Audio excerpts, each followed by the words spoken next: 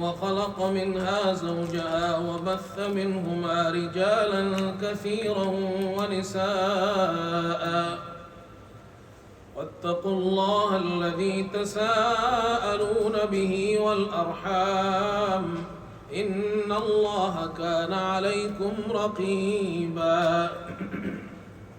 صدق الله العظيم.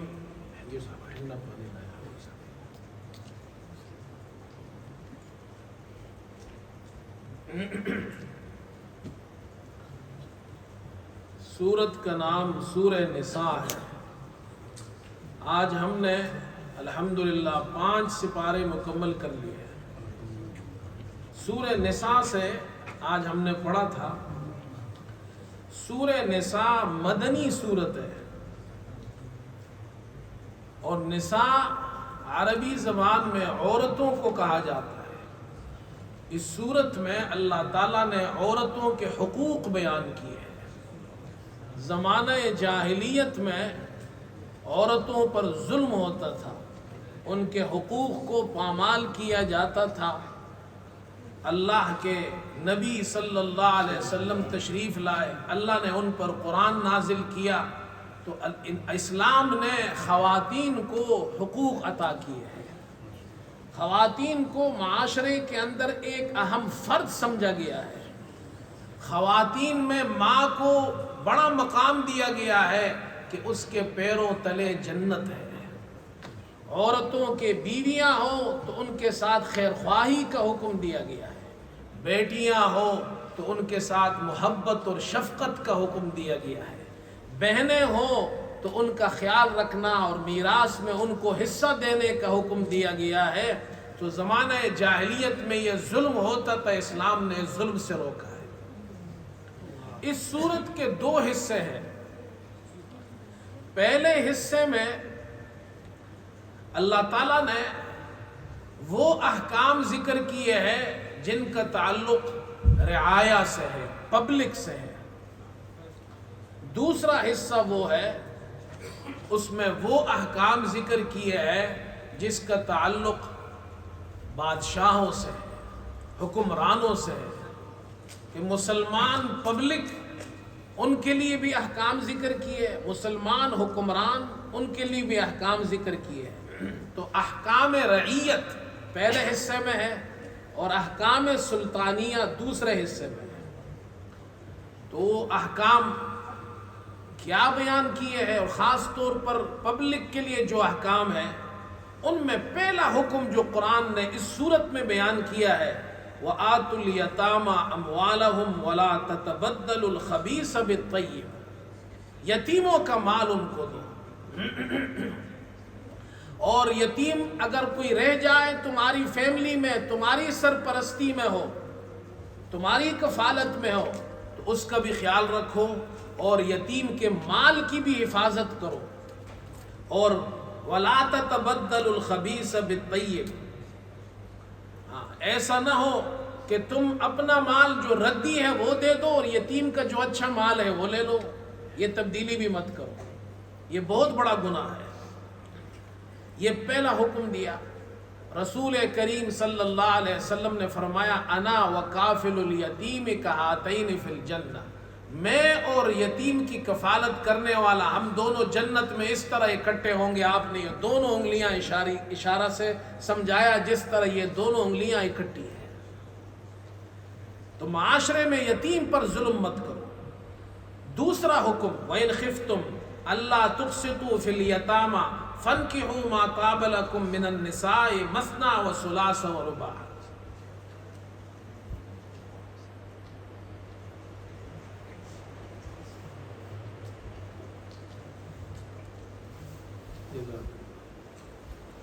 زمانہ جاہلیت میں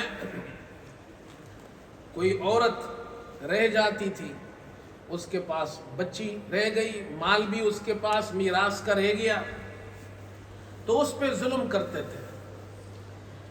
اللہ تعالیٰ نے فرمایا اگر تم یتیم عورت کے ساتھ انصاف نہیں کر سکتے ہو تو پھر اس کو چھوڑ دو، وہ کسی اور جگہ شادی کرے. تو وہ جان بوجھ کر اس کو روک لیتے تھے. کہ اگر یہ ہمارے گھر سے چلی گئی تو اس کے ساتھ تو مال بھی چلا جائے گا، تو وہ ظلم کرتے تھے اس پر۔ اللہ نے فرمایا نہیں، یتیموں پر ظلم مت کرو، یتیم عورت ہے، اس کا مال ہے تو وہ اس کا مال ہے، وہ تمہارا مال نہیں ہے کہ تم اس سے وہ مال چھیننے کے لیے اس کو اپنے گھر میں قید رکھو، یا یہ کہ اس سے شادی کرو اس لیے کہ یہ مال میرے پاس آ جائے۔ اللہ نے فرمایا نہیں، اس کو چھوڑ دو، تم جا کر دوسری خواتین سے شادی کرو۔ تیسرا حکم، وَابْتَلُوا الْيَتَامَىٰ حَتَّىٰ إِذَا بَلَغُوا النِّكَاحَ فَإِنْ آنَسْتُم مِّنْهُمْ رُشْدًا فَادْفَعُوا إِلَيْهِمْ أَمْوَالَهُمْ۔ یتیموں کا مال تمہارے پاس ہے، جب یہ یتیم بچہ ہے یا بچی ہے تو ان کو آزماتے رہو، ان کو ٹیسٹ کرتے رہو، یہاں تک کہ وہ نکاح کی عمر میں پہنچ جائے، سمجھدار ہو جائے۔ اب تم سمجھو کہ وہ اپنا مال ضائع نہیں کریں گے، سمجھدار ہو گئے ہیں، ان کا مال ان کو دے دو، یہ تمہارا مال نہیں ہے، یہ ان کا مال ہے۔ اللہ تعالیٰ نے خاص طور پر یتیم کے حق کو بیان کیا ہے، پھر خاص طور پر یتیم بچی کے حق کو بیان کیا ہے کہ تم ان کے ساتھ ظلم و زیادتی مت کرو، نہ ان کو کسی اور جگہ نکاح سے روکو، نہ ان کے مال پہ قبضہ جماؤ۔ پھر آگے چوتھا حکم جو تفصیلی حکم ہے وہ وصیت میراث کے بارے میں ہے۔ اللہ نے حکم دیا ہے میراث کے بارے میں، اور پھر اللہ نے وہ حصے بیان کیے ہیں، ورثہ کو جو حصے ملتے ہیں میراث میں وہ حصے بیان کیے ہیں۔ کوئی شخص مر گیا تو اس کے میراث میں اس کی بیوی کا بھی حصہ ہے، اس کی اولاد کا بھی حصہ ہے، اس کے ماں باپ کا بھی حصہ ہے، پھر اولاد کے اندر جو بچی ہے اس کا بھی حصہ ہے، بچے کا بھی حصہ ہے، لڑکی کا بھی حصہ ہے، لڑکے کا بھی حصہ ہے، ان کے حصے ان کو دو۔ وہ پوری تفصیل اللہ تعالیٰ نے خود اس رکوع کے اندر تفصیل سے بیان کی ہے کہ وہ حصے ان کو دے دو اور ان کے ساتھ ظلم اور زیادتی مت کرو۔ چوتھا حکم، یا ایھا الذین آمنوا لا یحل لکم ان ترثوا النساء کرہا۔ زمانہ جاہلیت میں ایک ظلم یہ بھی ہوتا تھا کہ اگر کوئی شخص مر گیا، اس کی بیوی پیچھے رہ گئی، بیوہ جس کو کہتے ہیں، وہ بیوہ پیچھے رہ گئی ہے، اب اس کا جو سوتیلا بیٹا ہوتا تھا میت کا، یا اس کا بھائی ہوتا تھا، وہ ظلم کرتا تھا، مال تو ویسے ہی لے لیتا تھا وہ، اور وہ جو اس کی سوتیلی ماں ہوتی تھی اور یا جو اس کی بھائی کی بیوی ہوتی تھی جو پیچھے رہ گئی ہیں، وہ اس کو بھی میراث کے مال کی طرح سمجھتے تھے کہ جس طرح مال ہمیں اپنے بھائی کا باپ کا ملا ہے، یہ جو ہماری سوتیلی ماں ہے اور یہ جو بھائی کی بیوی ہے یہ بھی میراث میں ہمیں ملی ہے۔ اللہ نے فرمایا میراث میں مال ملتا ہے، عورتیں نہیں ملتی ہیں، ان کو منع مت کرو، ان کا جو حصہ ہے وہ ان کو دے دو اور ان کو جانے دو۔ تو یاد رکھو، ہمارے یہاں بھی آج کل بعض لوگوں میں یہ ظلم پایا جاتا ہے، وہ بہنوں کو میراث میں حصہ نہیں دیتے، کہتے جی باپ نے شادی کے وقت دے دیا تھا۔ یاد رکھو، زندگی میں باپ اپنی بیٹی کو جو مال دیتا ہے وہ میراث نہیں ہوتا، اس کو ہدیہ کہتے ہیں، اس کو گفٹ کہتے ہیں۔ میراث وہ اللہ نے حصہ بنایا ہے، میراث اس مال کو کہتے ہیں جو آدمی مر جائے، مرنے کے بعد جو اس کا مال رہ جائے اس کو میراث کہتے ہیں، وہ میراث اللہ نے بنایا ہے۔ یہ دروازہ مین بند کر دے، آواز باہر جاتی ہے، باہر سٹریٹ پہ آواز نہ جائے پڑوسیوں کو۔ یہ مین دروازہ نہیں، یہ والا نہیں، وہ جو مین دروازہ ہے یہ بند کر دے۔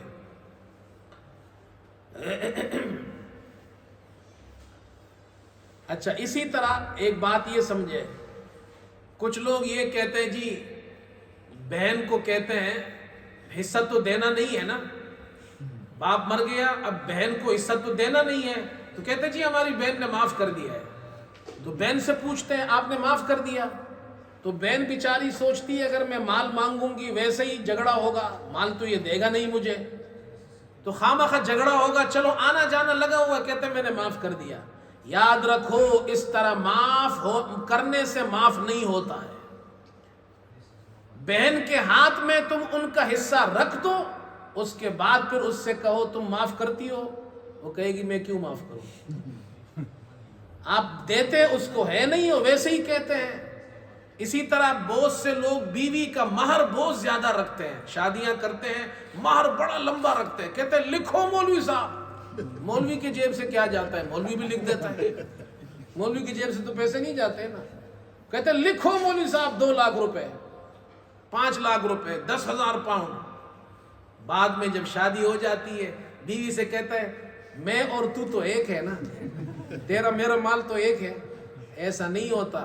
کہتے جی بیوی نے معاف کر دی ہے، آپ اس کے ہاتھ میں 10,000 پاؤنڈ رکھیں پھر کہو جی معاف کرتی ہو، ایک پیسہ ایک پاؤنڈ بھی نہیں دے گی واپس۔ یہ سارے دھوکے ہیں، ہم نے اپنے لیے راستے بنائے ہیں۔ یاد رکھو یہ بہت بڑا گناہ ہے، اللہ نے اس ظلم سے منع کیا ہے۔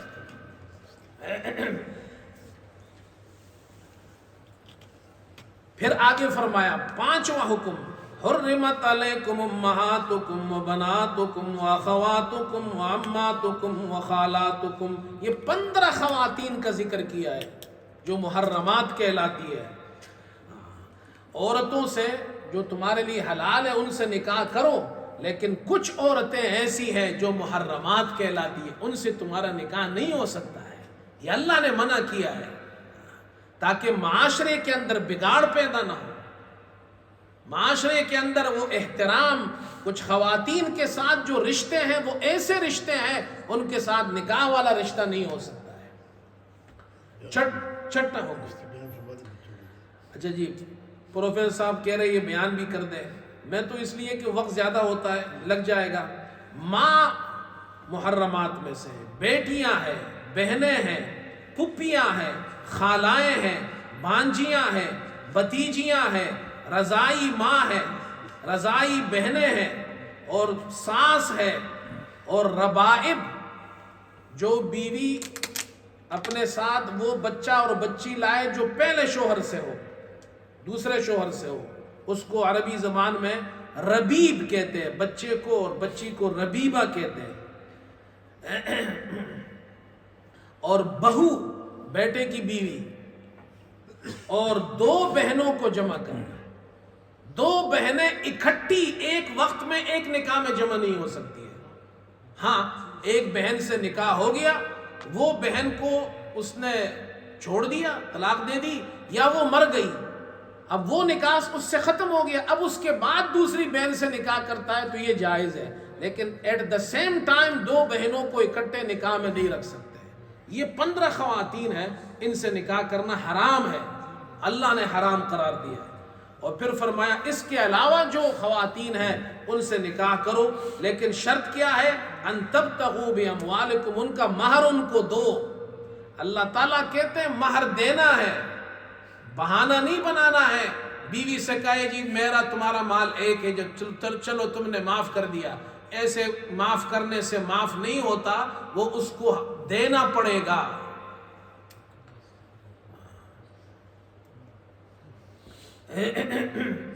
آگے پھر اللہ تعالیٰ یہ حکم دے رہے ہیں، عورتوں کے حقوق بیان کیے ہیں، لیکن اس کے ساتھ ساتھ اب یہ فیملی سسٹم ہے نا، گھر میں جب میاں بھی ہے، بیوی بھی ہے، بچے بھی ہے، اور ہم لوگ تو ایک فیملی کے اندر رہنے والے لوگ ہیں، تو اللہ تعالیٰ بھی یہ چاہتے ہیں کہ یہ مسلمان فیملی میں رہے۔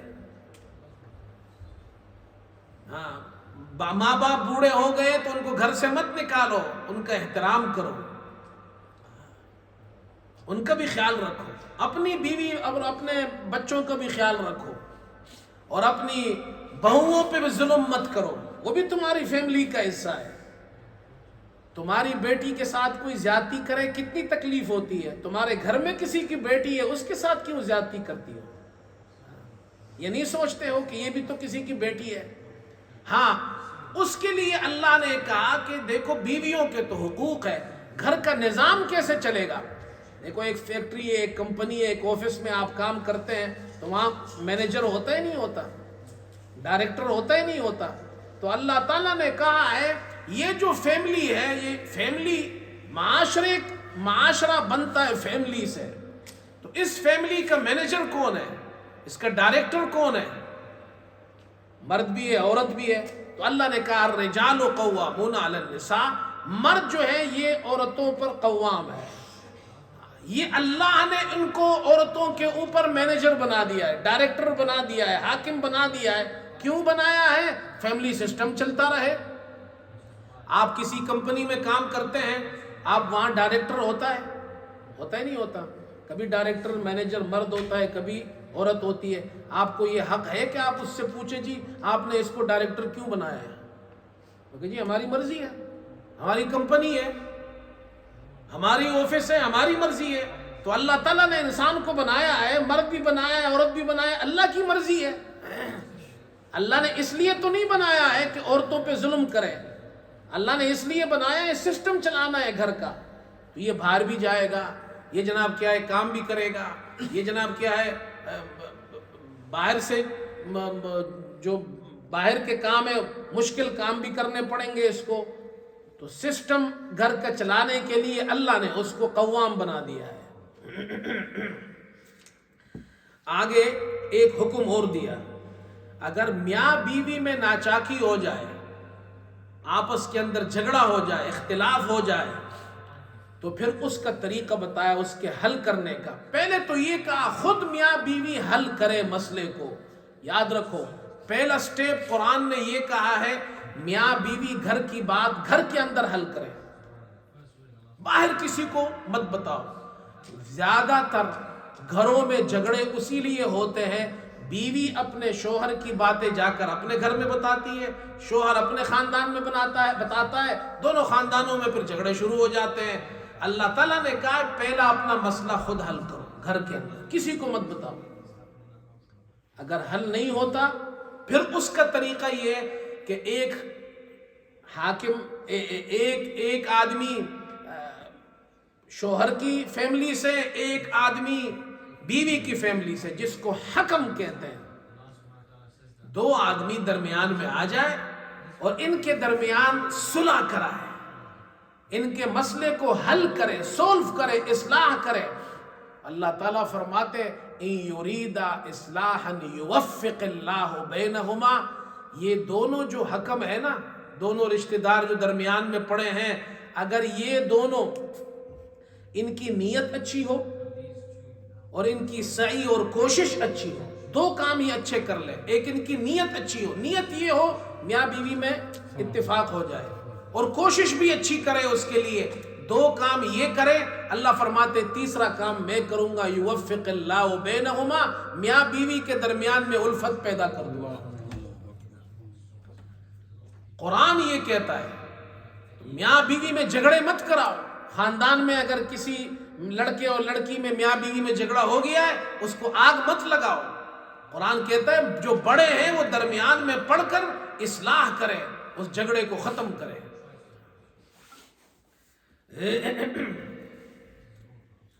اور پھر آگے اللہ تعالیٰ نے نماز کا حکم دیا ہے، یا ایھا الذین آمنوا لا تقربوا الصلاة وانتم سکارى حتى تعلموا ما تقولون. نشے کی حالت میں نماز کے قریب مت جاؤ. نماز پڑھنی ہے تو نشے میں نہیں ہونا. یہ شروع میں اسلام میں شراب حرام نہیں تھی، آہستہ آہستہ حرام ہوئی ہے نا. اب تو نشے کی بھی اجازت نہیں ہے نا، شراب تو نشے کی اجازت نہیں اس وقت ہے. تو نماز پڑھو لیکن نشے کی حالت میں نماز جائز نہیں. تو پھر اللہ نے شراب کو ہمیشہ کے لیے حرام کر دیا ہے. یہ پہلا حصہ تھا.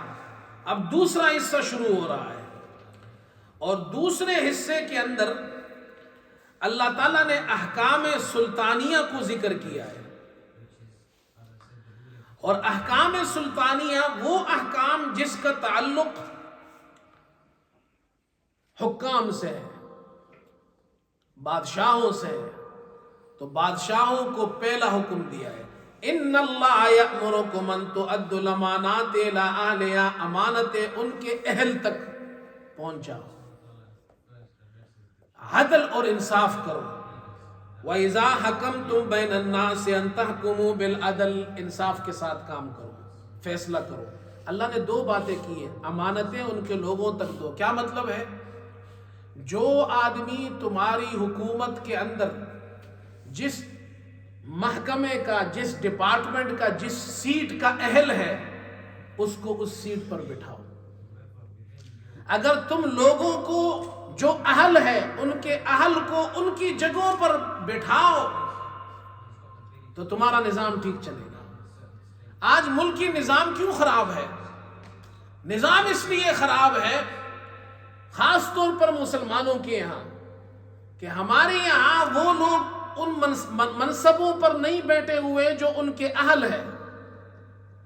لوگ رشوت دے کر اپنی پوسٹنگ کرا لیتے ہیں، تعلقات پر اپنی پوسٹنگ کرا لیتے ہیں، ایسا ہے یا نہیں ہے؟ اور جو اس کا اہل ہوتا ہے، کوالیفائڈ بندہ ہوتا ہے، اس کوالیفائڈ بندے کو وہ پوسٹ نہیں ملتی ہے۔ اللہ کہتا ہے نہیں، تمہارا کام یہ ہے پہلے ان جگہوں پر ایسے لوگوں کو بٹھاؤ جو اس کے اہل ہیں۔ تو ادُّ الامانات الی اہلہا، اللہ نے دیکھو عجیب تعبیر کی ہے، امانتیں ان کے اہل کو دو۔ مطلب کیا ہے؟ یہ حکومت اللہ کی امانت ہے تمہارے پاس، یہ جو سیٹیں ہیں، جو ڈپارٹمنٹ ہیں، یہ امانتیں ہیں، امانتیں ان کے حقداروں تک پہنچاؤ۔ یہ تمہاری مرضی سے نہیں چلے گا، میں اپنے رشتہ دار کو فلاں پوسٹ دوں گا، میں اپنے فلاں دوست کو وزیر بناؤں گا، نہیں، یہ نہیں۔ دوسرا کام یہ عدل، انصاف ہو، عدالتوں کے اندر انصاف ہو، یہ دو کام کرو۔ اس کے بعد اللہ نے فرمایا یا ایھا الذین آمنوا اطیعوا اللہ واطیعوا الرسول واولی الامر منکم، بادشاہوں سے کہا تم امانتیں حقداروں تک پہنچاؤ، عدل اور انصاف کرو۔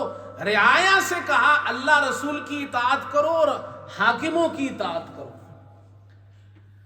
اللہ نے رعایا کو بعد میں حکم دیا ہے، حکمرانوں کو پہلے حکم دیا ہے۔ حکمران ٹھیک ہوں گے تو رعایا بھی ٹھیک ہوگی۔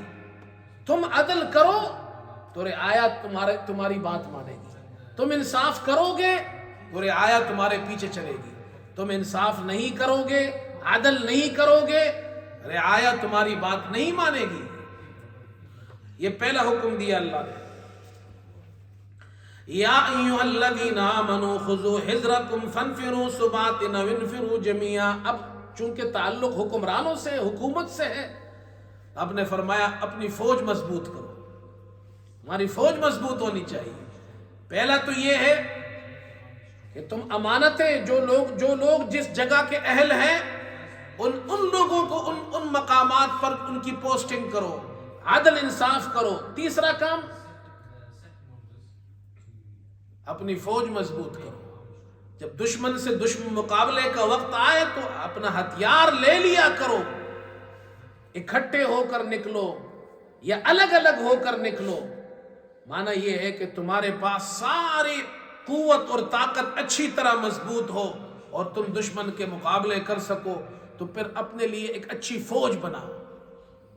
جو ضرورتیں ہیں پھر اس لائن کے اندر اپنی فوجی ضروریات بھی پوری کرو۔ آگے خاص طور پر پھر فرمایا کہ مدینے کے اندر جو مسلمان تھے، کچھ ان کے رشتہ دار مسلمان وہ مکے میں تھے، وہ کمزور مسلمان تھے، تو اللہ نے ان کو حکم دیا، مدینے والوں کو، وَمَا لَكُمْ لَا تُقَاتِلُونَ فِي سَبِيلِ اللَّهِ وَالْمُسْتَضْعَفِينَ مِنَ الرِّجَالِ وَالنِّسَاءِ وَالْوِلْدَانِ۔ مکے میں جو کمزور مسلمان ہیں تم ان کی مدد کرو، ہاں اب جاؤ ان کو آزاد کراؤ۔ یہ بھی تمہاری ذمہ داری ہے کہ جو تمہارے کمزور مسلمان ہیں ان کی مدد کرو۔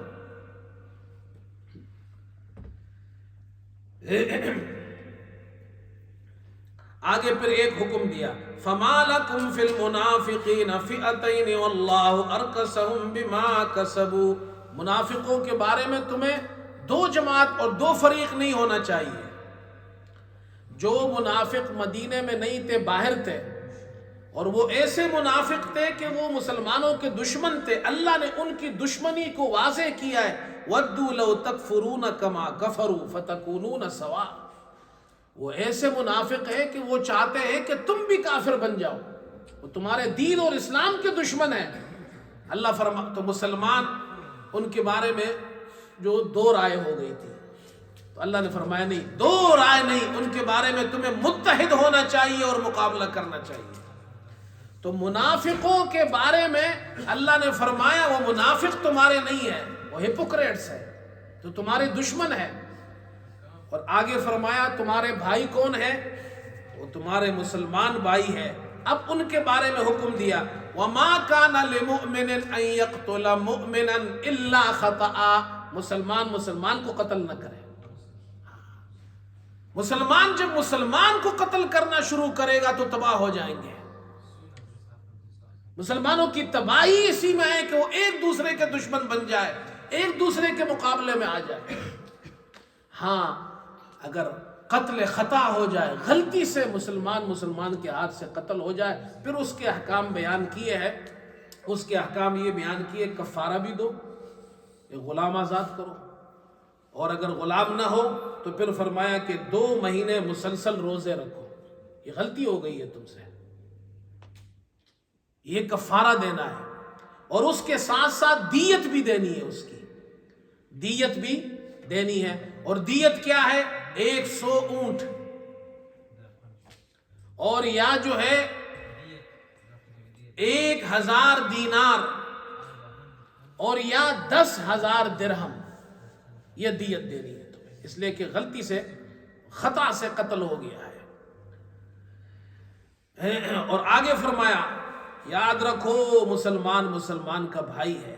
وَمَن يَقْتُلْ مُؤْمِنًا مُتَعَمِّدًا فَجَزَاؤُهُ جَهَنَّمُ خَالِدًا فِيهَا، جس نے مسلمان کو جان بوجھ کر قتل کیا، جان بوجھ کر قتل کیا اپنے بھائی کو، اللہ فرماتے اس کا بدلہ جہنم ہے، ہمیشہ جہنم میں رہے گا۔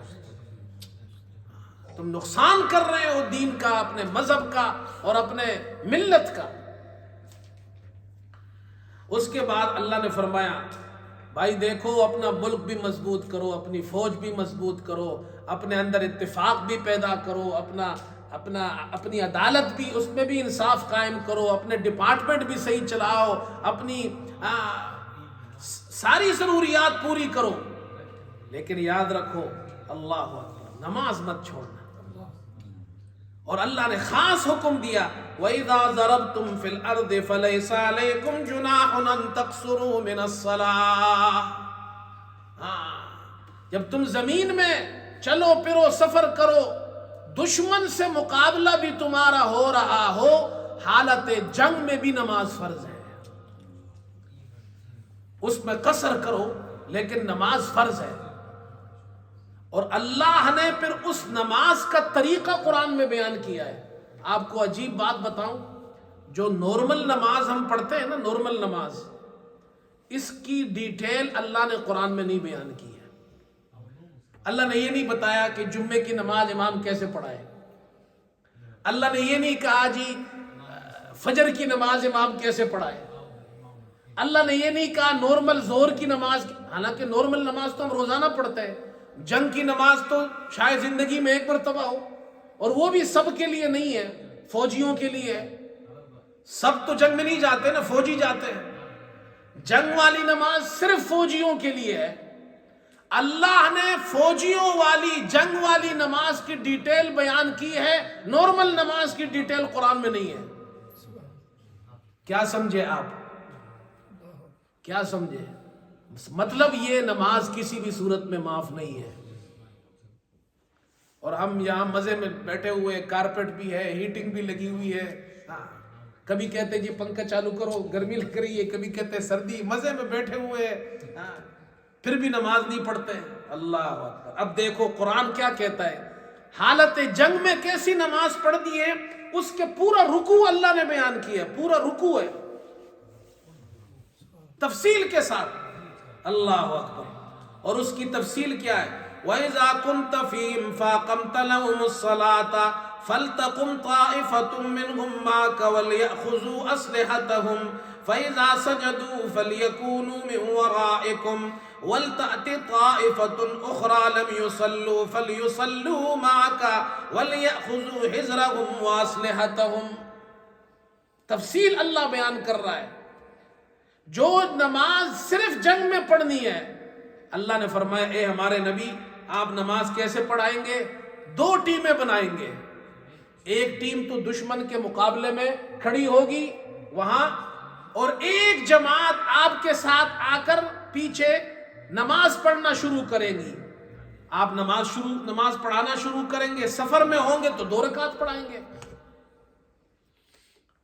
تو یہ جو جماعت ہے یہ ایک رکعت آپ کے ساتھ پڑھے گی، اور 1 رکعت پڑھنے کے بعد یہ چلی جائے گی، اور جو لوگ ادھر دشمن سے مقابلے میں کھڑے ہیں وہ آ جائے گی اور وہ 1 رکعت پڑھے گی، یہ لوگ ادھر انتظار کریں گے۔ نماز بھی پڑھ رہے ہیں اور دشمن سے مقابلہ بھی ہو رہا ہے، یہ ہے نماز۔